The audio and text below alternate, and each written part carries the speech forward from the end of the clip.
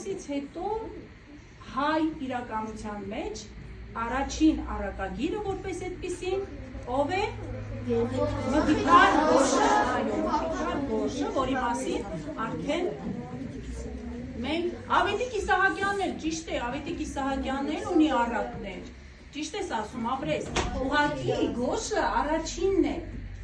հետո Գոշից հետո ով է, Վարդան Այգեքին, հետո արդեն մենք շատ առակներ գրողներ ունեցել ենք, օրինակ Խաչատուր Աբովյանը, ապրես Հովհաննես Շիրազը, այո, Մկրտիչ Կորյունը ուզում էիր ասել, հա, արդեն հասկացա, որ դու Մկրտիչ Կորյունի հետ էիր, իսկ ամենանայք հայտնի էիր ինչ առակագիր ունենք, հիշում եք, Աթաբեկ ճիշտ է, Ավետիք Իսահակյանն էլ նշեց, այսինքն առակները մշտապես գրվել են,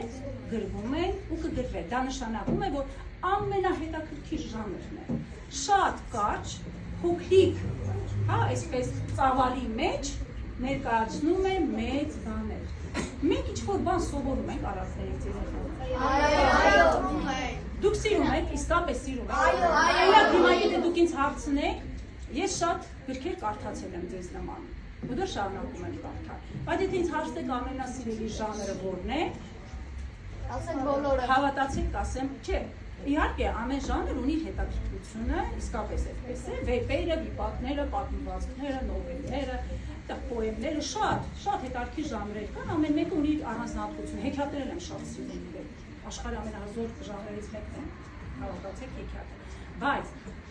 անկեղծորեն ասում են, որ առակ, գիտեք ինչու, որովհետև առակը շատ կարճ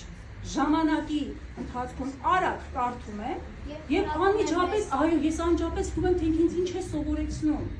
Եվ գիտեք ինչն է ամենահետաքրքիրը, տեսեք, գրվել է դարեր առաջ, չէ՞ այդ առակը։ Հիմա այն կարդում ես զարմանում ես, որ ինչքան հիմա էլ ուսուցողական իր արժեքով, ճանաչողական նշանակությամբ դեռևս այսօր էլ համահունչ է մեր մտածողության ու դաստիարակության։ Համաձայն եք։